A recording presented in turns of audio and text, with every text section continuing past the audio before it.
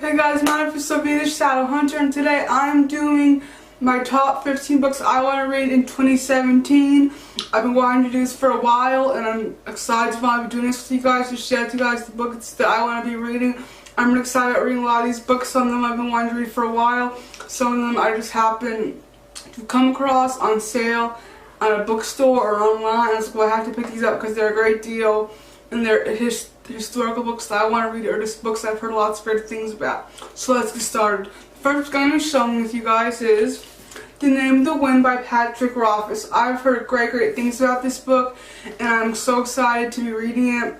I definitely will be doing a wrap-up on this book whenever I read it. Hopefully I'll read it in the next month or so, so we will see how that goes.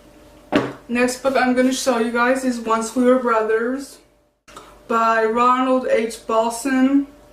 And this is the gripping tale of two boys, once as close as brothers, who found themselves on opposite sides of the Holocaust. So family, Holocaust, brothers in war. It just sounds awesome, and I'm really excited to be reading this. The next book I want to get to reading this year is The Da Vinci's Tiger by L.M. Eliot. I got this in my Owl Crate last year, and I'm really excited about reading it. So I'm excited about reading this book. I haven't heard a lot of things about it, but I'm really excited about reading it. The next book I have is Deleiton Blitzerkrieg by General W. K. Nearing, formerly Guardian Chief of Staff. It says A Rallying Good Yawn, James Cameron, Guardian. It says From the Rise of Hitler to the Fall of Dunkirk. And I'm really excited about this. This book says that it is the story of Hitler's triumph in Europe's darkest hour. Few writers have understood it as well as Dieton, and perhaps none has been able to describe it so tellingly. So this is about Hitler's rise to power in the pre-war Germany, and I'm just really excited to get into that. Next off is I have The Hotel, A Palace Wyndham by Taylor J. Mazzio. It says New York Times bestselling author of The Widow Silkcut. It says Life, Death, and Betrayal at the Hotel Ritz in Paris. I'm really excited about reading this book. This hotel is a place in history where a lot of the elite Nazi people hang out. It's a hotel where they had parties and things like that, and so I'm excited just to read more about it and see what type of story this book will tell about it. Next off is I have Saving Sophie by Ronald H. Balson. It says a compelling story as you ever want to read. It will stay with you long after you have finished it. So this is just a really great book. I'm excited to read it. I haven't heard anything about this as well. I just picked it up because it's a really good deal, and I was wanting to read that one book, this book by him, and I picked up the other one because it was on sale. I was like, well, I might as well get both of them. It says an action-packed, unforgettable journey of murder and deception, testing the bonds of family and love. So this is just another World War II book, and I'm excited to read it. Next off, I have, this is nonfiction, and you can see how big it's a nice big floppy paperback. It's called The History of an Obsession, German Judophobia and the Holocaust by Klaus P. Fischer, and I'm really excited about reading this book. It is huge. It's a clunker. I don't know how fast I'll read this. I'll probably have to read it. Take a couple months to read it, or a month and a half. We'll see. It says, in his follow-up to Nazi Germany and New History, Fischer traces the long history of Judophobia in the German culture from the Middle Ages to the present, including its Christian xenophobia, social and biological racial strains.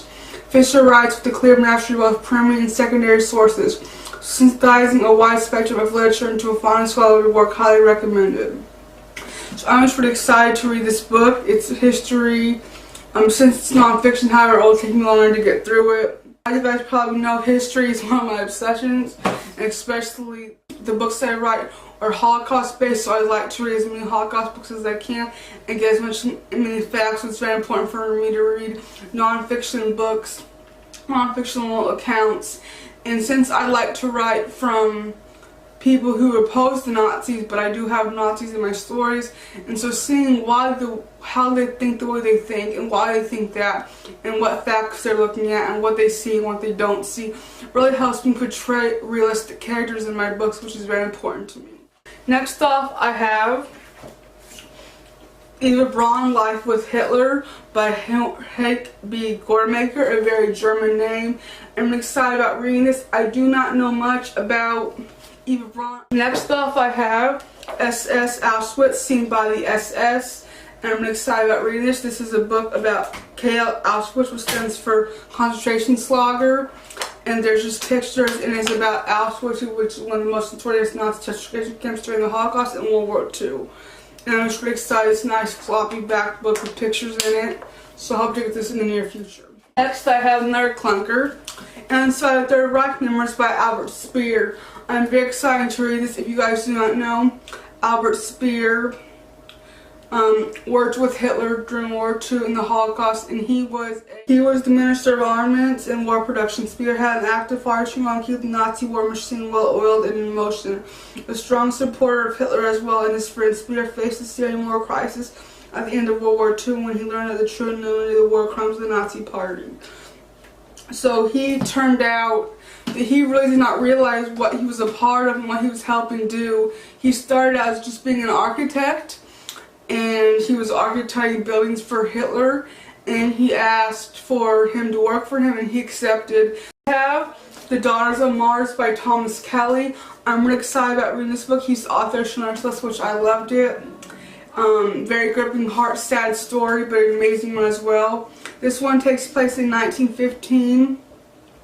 It says Naomi and Sidur's two spiritual Australian sisters join the war effort as nurses escaping the confines of their father's farm and carrying a guilty secret with them.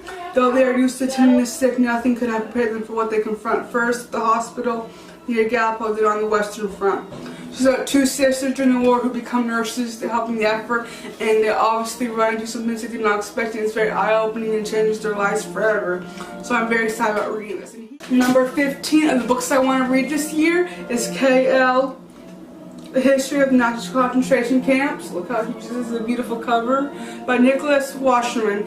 And this is just about history of the Nazi concentration camps. So I got this book because it was a great deal, and I want to know as much as I can about the concentration camps.